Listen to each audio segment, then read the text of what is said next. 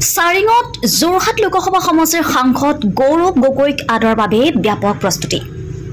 যোৰহাট লোকসভা সমষ্টিৰ সাংসদ গৌৰৱ গগৈক কালিলৈ সাৰিঙৰ শিৱকান্ত দুৱাৰ ৰাজহুৱা ভৱনত কংগ্ৰেছ আৰু মিত্ৰ দলসমূহে সম্বৰ্ধনা জনাব। যোৰহাট লোকসভা সমষ্টিৰ সাংসদজনক আদৰৰ বাবে গৌৰীসাগৰ ব্লক কংগ্ৰেছৰ নেতৃত্বত সাৰিঙত ব্যাপক প্ৰস্তুতি চলাই আছে। আসাম লাইভ 7 দৰ্শকক আমি দেখুৱাইছো প্ৰস্তুতিৰ সামগ্ৰিক পৰিৱেশ। গৌৰীসাগৰৰ পৰা সাদ্দাম আলীৰ ৰিপৰ্ট, আসাম লাইভ 7।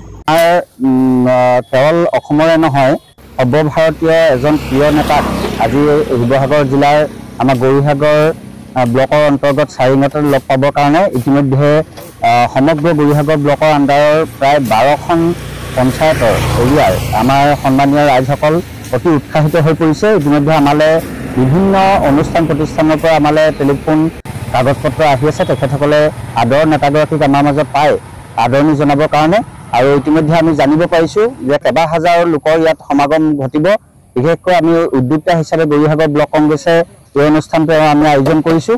ইয়াত মহিলা কংগ্ৰেছ, যুৱ কংগ্ৰেছ, NSY ইতিমধ্যে আপোনালোকে দেখিছে প্ৰায় এসপ্তাহ আগৰ পৰা এটা অতি উৎসাহেৰে কাম কাজবিলাক আগবঢ়াই লৈ গৈছে। গতিকে আমি আশা ৰাখিছোঁ যে কাইলৈ বহুত হাজাৰ মানুহৰ ইয়াত সমাগম ঘটিব।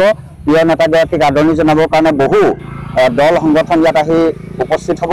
সেয়েহে আমি গৌৰীসাগৰ ব্লক কংগ্ৰেছ কমিটিৰ তৰফৰ পৰা আমাৰ মিত্ৰজোঁটৰ যিহেতু প্ৰাৰ্থী আছিল মাননীয় গৌৰৱ গগৈ ডাঙৰীয়া, সেয়েহে আমি কেইটা দলৰ সন্মানীয় নেতৃবৃন্দক আমি ইয়াত সহযোগিতা আগবঢ়াবৰ কাৰণে অনুৰোধ জনাইছোঁ।